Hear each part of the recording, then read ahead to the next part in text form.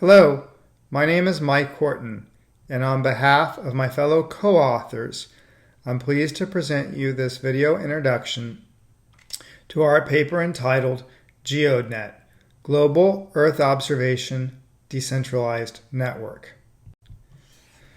This paper is all about using blockchain and Web3 technology to build and scale a dense global network of multi-band GNSS receivers to serve both PPP and RTK applications for precise location. Now, GNSS correction networks may not be the first application that you think of when you hear the word blockchain or Web3, but the paper's intent is to introduce why this type of technology is actually very well suited to solve the problem of a dense RTK network. And the reason that is that blockchain and Web3 has proven good at cohesively integrating a large network while at the same time maintaining decentralization.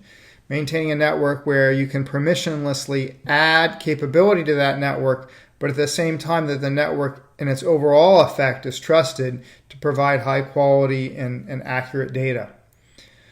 Decentralized blockchain networks are also good at promoting standards and using incentives to fairly reward work towards a common goal. And the paper walks through each of these aspects and why blockchain is good for the development of shared distributed infrastructure.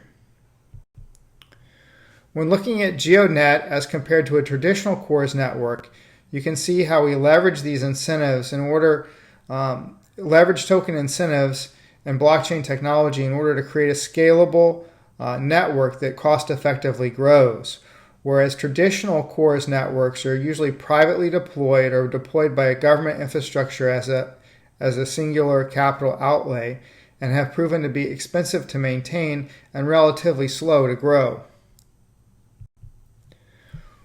When using blockchain and decentralized technology to build a mission-critical, high-accuracy reference network, there are certain key technical challenges that must also be addressed.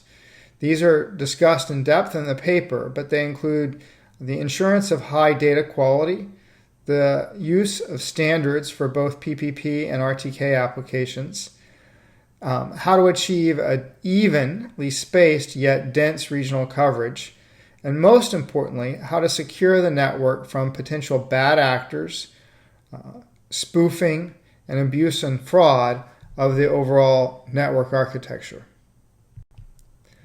As a bit of incentive to read the paper, I'd like to give you a little status update on the deployment of GEODNET itself. Since being introduced at ION GNSS Plus 2021, the network has scaled to over 3,000 active base stations, covering 1,796 cities in 103 countries. The network is used every day for both PPP and RTK applications spanning agriculture, construction, machine control, drones, and emerging applications like IoT and automotive. So I really appreciate if you get a chance to read the paper. Thank you.